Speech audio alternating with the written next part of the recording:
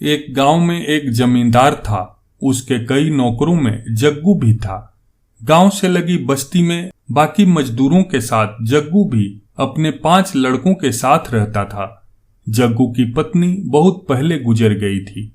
एक झोंपड़े में वह बच्चों को पाल रहा था। बच्चे बड़े होते गए और जमींदार के घर नौकरी में लगते गए। सब मजदूरों को शाम को मजूरी मिलती। जग्गू और उसके लड़के चना और गुड़ लेते थे। चना भूनकर गुड़ के साथ खा लेते थे। बस्ती वालों ने जग्गू को बड़े लड़के की शादी कर देने की सलाह दी। उसकी शादी हो गई और कुछ दिन बाद गौना भी आ गया। उस दिन जग्गू की झोंपड़ी के सामने बड़ी बमचक मची। बहुत लोग इकट्ठा हुए नई बहू को देखने। फिर धीरे धीरे भीड़ छटी। आदमी काम पर चले गए, औरतें अपने अपने घर।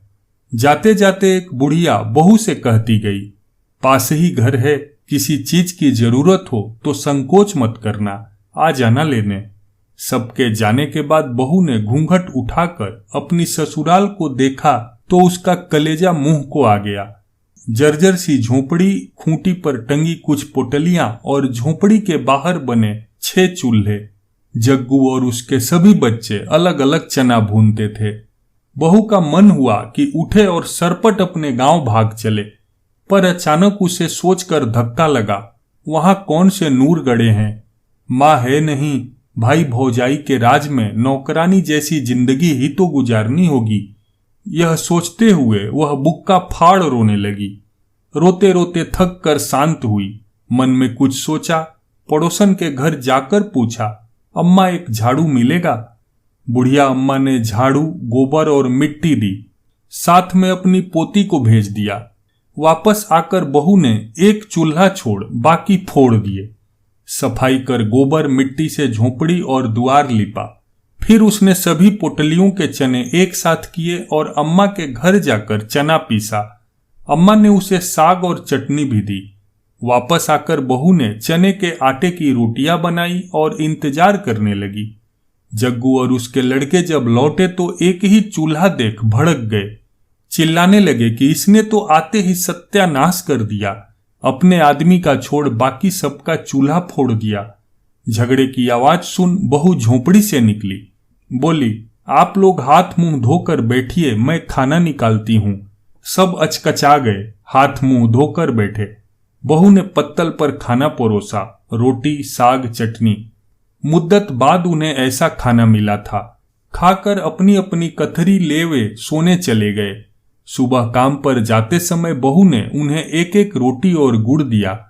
चलते समय जग्गू से उसने पूछा, बाबूजी, मालिक आप लोगों को चना और गुड़ ही देता है क्या? जग्गू ने बताया कि मिलता तो सभी अन्न है, पर वे चना गुड़ ही लेते हैं, आसान रहता है खाने में। बहू ने समझाया कि सब अलग अलग प्रकार का अनाज लिया करें। देवर ने बताया कि उसका काम लकड़ी चीरना है। बहू ने उसे घर के ईंधन के लिए भी कुछ लकड़ी लाने को कहा।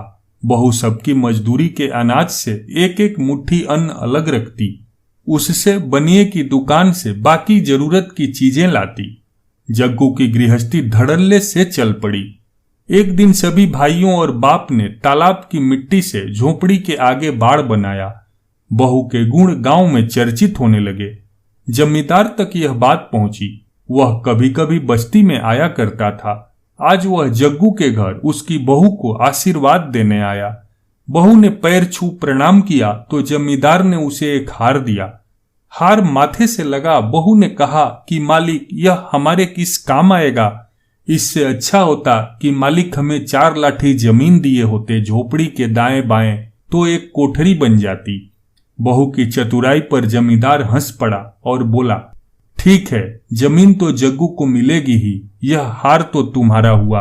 और बरबस ही जमींदार के मुंह से निकल गया, औरत चाहे तो घर को स्वर्ग बना दे, चाहे तो नरक बना दे। मुझे लगता है कि देश, समाज और घर को औरत ही गढ़ती है। यह कहानी आपको कैसी लगी कमेंट में जरूर बताएं और ऐसी ही प्रेरणादायक कहानियां सुनते रहने के लिए वीडियो को लाइक करके चैनल को सब्सक्राइब जरूर करें।